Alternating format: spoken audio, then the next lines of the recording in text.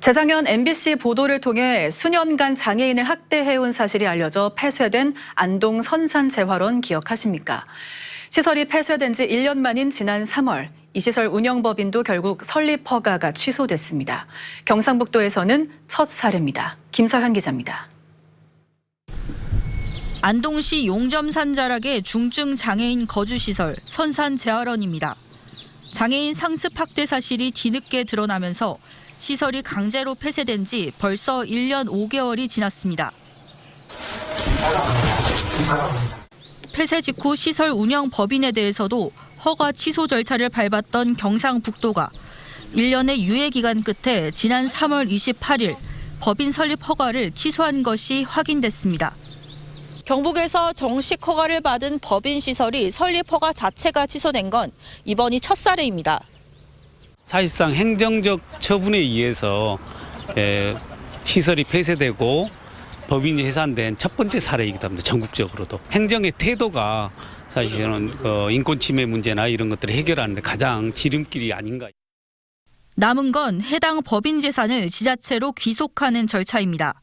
다만 법인이 청산 절차를 마무리하기까지 법적으로 정해둔 기간이 없어 경상북도에 지속적인 감독이 필요하다는 지적이 나옵니다. 법인이 청산인을 지정하여 잔여재산 처리 및 청산 등기를 할 수 있도록 도 해당 가와 해당 시군에서 적극적으로. 한편 선산재활원 운영자 일가가 법원에서 잇따라 징역형을 선고받은 가운데 장애인 학대 혐의로 추가 기소된 다른 직원들에 대한 1심 재판 결과도 속속 나오고 있습니다.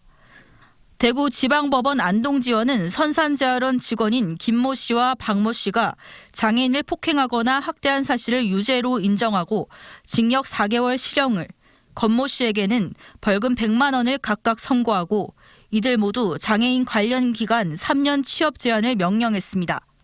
선산재활원 법인에는 벌금 1,000만 원을 선고했습니다. 시설 폐쇄부터 법인 허가 취소와 학대 가해자들에 대한 형사처벌까지. 시설 내부에서 소수의 직원들이 위험을 무릅쓰고 공익신고를 하지 않았다면 장애인 학대는 아직도 수면 아래 묻혀 계속됐을 겁니다. 하지만 시설 폐쇄 이후에도 공익신고 직원들은 여전히 일상생활과 취업에 어려움을 겪고 있습니다. 현재 인정받아서 정신과 치료를 받는 분도 계십니다. 그리고 그러다 보니까 아직 취직을 못하고 계시죠. 지자체에서 적극적으로 공익신고자들을 신분을 보장해주고 취업을 알선해주든가 인가를 지켜줬으면.